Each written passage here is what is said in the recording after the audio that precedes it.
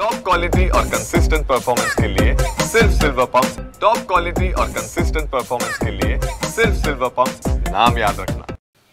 वैष्णवी हगवणे प्रकरणातील आरोपी राजेंद्र हगवणे हा गुन्हा दाखल झाल्यापासून फरार होता। तो विविध गाड्यांमधून जो आहे तो अनेक ठिकाणी जो आहे तो फिरून आला।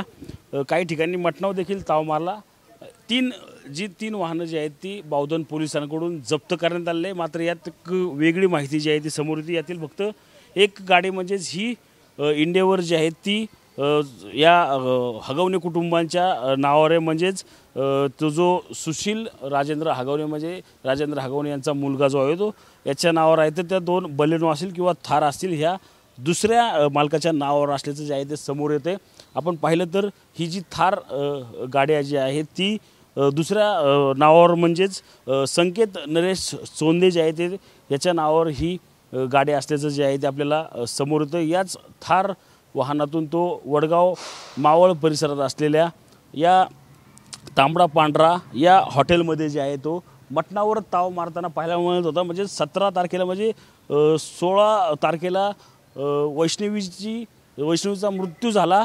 त्यानंतर ही जी आहे ती या ठिकाणी गाडी आपल्याला CCTVच्या माध्यमातून पाहायला मिळाली। हीच ती गाडी याच त्या हॉटेलमधून बाहेर पडल्यानंतर याच थारमधून जो आहे तो राजेंद्र हगवणे आणि त्याचे मित्र जे आहेत ते बाहेर पडले। त्यानंतर दुसरी गाडी जर पाहिली बलेनो वाहन जे आहे ते या ठिकाणी आहे। ते बलेनो वाहनचा मालक जो आहे तो आशिष शिंदे असं नाव जे आहे ते त्या बलेनो वाहन मालकाचं जे आहे ते समोर येते।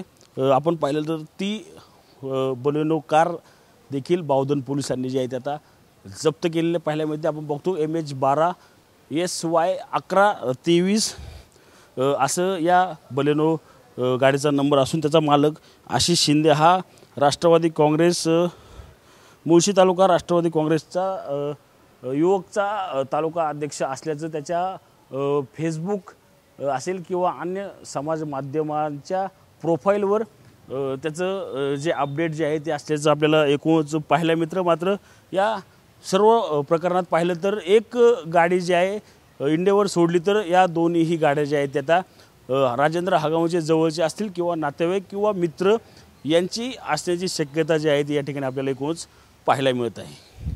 कॅमेरामन नागेश सह मी रणजित जाधव, TV9 मराठी, पुणे।